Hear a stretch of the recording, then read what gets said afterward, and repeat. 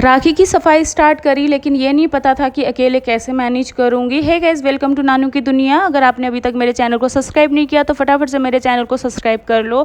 आज ससुर जी आ गए थे ऊपर और मैंने उनसे कहा कि आप अंगद का ध्यान रखो, मैं सफाई करती हूँ, लेकिन उन्होंने मुझे स्लैब पे चढ़ने ही नहीं दिया कि तुम्हारे पैर में अभी दर्द है और ऊपर से पैर ठीक नहीं हुआ है, तुम ऊपर बिल्कुल नहीं चढ़ोगी। मुझे ऊपर की ज़्यादा सफाई नहीं करनी थी। जाले तो मैंने झाड़ू से साफ़ कर लिए थे, लेकिन ये एडजस्ट फैन था जो मुझे निकालना था, वो मैं निकालने के लिए ऊपर चढ़ रही थी, लेकिन ससुर जी ने मुझे ऊपर चढ़ने नहीं दिया। स्लैब पे वो खुद चढ़ गए और एडजस्ट फैन को निकालने की कोशिश करने लगे, लेकिन उनको एडजस्ट फैन निकालना आया नहीं, क्योंकि उन्होंने भी पहले ऐसा कुछ काम किया नहीं है। छोटे मोटे काम हम घर के खुद ही कर लेते हैं, किसी को बुलाते नहीं हैं। तो ससुर जी कहने लगे ये मैं कर लूँगा, लेकिन उनसे हुआ नहीं।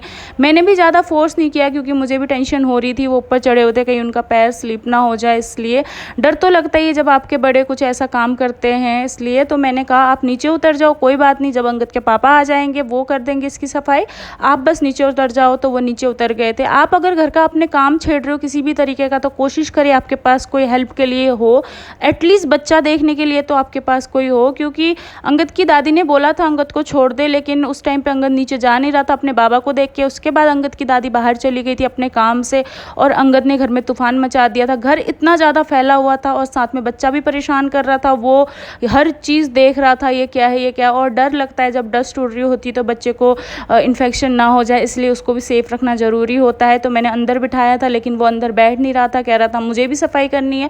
फ्रिज के पीछे इतना ज़्यादा गंदा था, मेरे बहुत ही ज़्यादा गंदा था, क्योंकि फ्रिज के पीछे ज़्यादा सफाई नहीं हो पाती है। बच्चा भी साथ में रहता है और मुझे डर भी लगता है थोड़ा सा बिजली के काम करने से, तो ज़्यादातर ये काम मेरे हस्बैंड करते हैं। लेकिन आज मैंने इसका बेड़ा उठा लिया था, मैं खुद करने लगी थी। अब मुझे क्या है, कोई भी ऐसे नहीं बोलता है कि तुझे सफाई करनी है या फिर नहीं करनी है। मेरे हस्बैंड को या मेरी सासू माँ को कोई मतलब नहीं है मैं काम करूँ चाहे ना करूँ, बस ये मेरे खुद के रूटीन है, क्योंकि मुझे सफाई पसंद है और मुझे इसी चीज़ से सुकून मिलता है। मैं जब घर के काम करती हूँ और अपने आप को बिजी रखती हूँ तो मुझे अपने आप में इतना अच्छा फील होता है। मुझे लोगों में भीड़ भाड़ में जाके इधर की बात उधर करने में कोई इंटरेस्ट नहीं है। मुझे अपने घर के काम और अपने में बिजी रहना पसंद है, इसलिए मैं अपने काम करती हूँ, बाकी आपकी इच्छा है। घर की सफाई कर दी थी और उसके बाद मैं कपड़े धोने आ गई थी ऊपर, और अंगद को खाना खिला के मैंने नीचे भेज दिया था। आज अंगद की बुआ भी आई हुई थी, तो अंगद की बुआ ने मुझे फ़ोन करके कहा था बेटा नीचे आ जा, साथ में बैठेंगे। मैंने कहा दीदी आज तो मैं बहुत बिजी हूँ, मैं थोड़ी देर बाद आऊँगी, मैं नहाई हुई भी नहीं हूँ अभी, लेकिन मैं अंगद को भेज देती हूँ। क्योंकि मेरा भांजा आ गया था, तो मेरे भांजे के साथ में और अंगद के साथ में दुनिया नहीं नज़र आती किसी को भी। जब अंगद और मेरा भांजा साथ रहते, वो दोनों इतना मॉल बना के रख देते घर का कि हमें कुछ और मतलब ही नहीं होता। सारी थकान तो आज मेरी मिटी जाएगी, क्योंकि घर में दो दो बच्चे हैं। मैंने फटाफट से कपड़े धो लिए थे, क्योंकि मुझे जाना था दीदी के पास। दीदी ने कहा था मैं छोले कुलचे लेके आ रही हूँ, तो मुझे और जल्दी हो रही थी नीचे जाने की। नीचे जाते ही जैसे कि मैंने आप सभी को बताया, दो बच्चे, तो घर का माहौल तो आज सेट होना ही है। आज किसी को किसी से कोई मतलब नहीं। हम लोग साथ में बैठ के कभी ये नहीं पूछते कि तुम लोग कैसे हो, क्योंकि हमें फुर्सत ही नहीं होती। घर की वाइब टोटली चेंज हो जाती है हमारी। घर में बच्चे हो तो कितना सुकून होता है, कितनी अच्छी वाइब होती है। नेगेटिविटी तो घर के आसपास भी नहीं होती है आपके।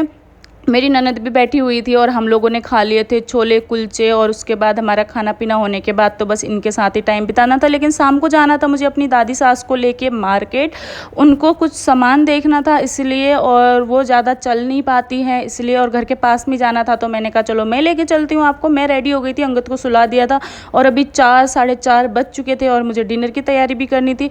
पहले मैं लेके जाऊँगी अम्मा जी को मार्केट। यहाँ पर मैंने इनको दुकान पर ब्लाउज का कपड़ा दिखवा दिया था, जो कि इनको पसंद नहीं आया था, क्योंकि इनको थोड़ा सा पतला और कॉटन का कपड़ा चाहिए, वो इनको समझ में नहीं आया था। इसलिए फिर हम लोग वहाँ से वापस आ रहे थे बिना किसी सामान के।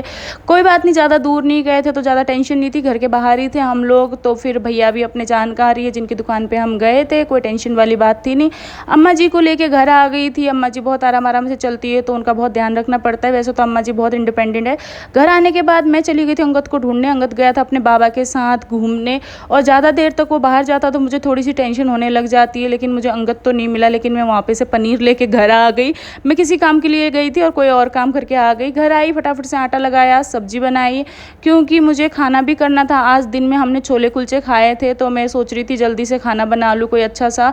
कल है मंडे और कल सभी का फास्ट है, सभी का इन द सेंस मेरी सास का, मेरा और मेरी दादी सास का। तो आज मैं कुछ अच्छा खिला दूँगी रात को सभी को, इसीलिए मैं खाना बनाने लग गई थी। तो मैंने बनाई यहाँ पे पनीर की सब्जी, उसकी तैयारी कर रही थी। में और साथ में लगा दिया आटा। मेरे बर्तन थोड़े इधर उधर हो गए आज सफाई के चक्कर में, तो कढ़ाई में ही मैंने आटा लगा लिया था, क्योंकि बर्तन ढूंढने लगूंगी तो लेट हो जाएगा और अंगद आ जाएगा तो मुझे कुछ भी काम नहीं करने देगा। मैंने पनीर लिया था आज 100 ग्राम, तो मैं सोच रही थी ये 100 ग्राम तो नहीं था, सॉरी, ये 250-300 ग्राम था शायद, मुझे ज़्यादा अंदाज़ा नहीं होता, ग्राम मुझे समझ में नहीं आते गाइस, क्या करूँ मैं। वैसे थोड़ी सी डम भी हूँ और बहुत ज़्यादा इंटेलिजेंट भी हूँ, मतलब एक इंसान में इतने सारे टैलेंट देख के आप भी शॉक्ड हो जाओगे, पर कोई बात नहीं, ऐसे टैलेंट होते रहते हैं, छोटे मोटे शहरों में बड़ी बड़ी बातें होती रहती है। तो मैंने फटाफट से सब्जी बना ली थी, मुझे देना था नीचे सासू माँ को खाना, उसके बाद मैं अपने घर परिवार को सबको खाना खिलाऊंगी और मुझे भी बहुत तेज़ भूख लग रही है, रात होने तक भूख लगी जाती है। अभी बज रहे 8 साढ़े 8, अंगद भी आ चुका है और अंगद को भी खाना खिलाना है, और मैं कुछ अलग से बनाऊंगी नहीं अंगद के लिए, मैं सब्जी रोटी ही खिलाऊंगी उसे। और शाम के टाइम मैंने उसकी खिचड़ी बना दी थी, खिचड़ी थोड़ी सी जला दी थी मेरे पति देव ने, उन्होंने गैस बंद नहीं करी थी, बट कोई बात नहीं, मैं मैनेज कर लूँगी।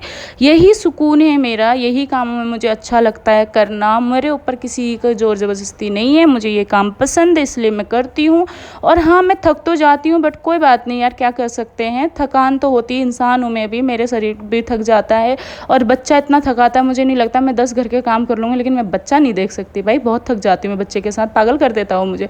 ससुर जी को पहली थाली मैंने ससुर जी को दी खाना, उसके बाद मैंने हस्बैंड को दिया, उसके बाद मैं खाना बनाऊँगी, नीचे जाऊँगी सासू माँ को देने। आज मैं ज़्यादा वीडियो शूट नहीं कर पाई थी क्योंकि मेरे को आज बहुत ज़्यादा काम थे और मेरे पास टाइम बिल्कुल भी नहीं था, रेस्ट भी नहीं किया था, तो आज मैं जल्दी सुलाऊंगी बच्चे को भी, कल है उसका स्कूल और आज मैं जल्दी सो जाऊंगी, इसलिए मैंने ज़्यादा वीडियो शूट नहीं करी। अगर आप लोगों ने मेरी वीडियो यहाँ तक देख लिया है तो प्लीज़ प्लीज़ प्लीज़ गाइज मेरे चैनल को सब्सक्राइब करो। आप लोग कहाँ चले गए, वीडियोज़ तो देख लेते हो लेकिन चैनल सब्सक्राइब करना भूल जाते हो। और मैं धीरे धीरे एडिटिंग भी सीख रही हूँ, तो कोशिश कर रही हूँ मैं एडिटिंग अच्छी करूँ, और अभी मेरी एडिटिंग बहुत अच्छी है पहले से। तो आप लोग मेरे चैनल को सब्सक्राइब करो और अपना प्यार दिखाओ। Thank you so much for watching.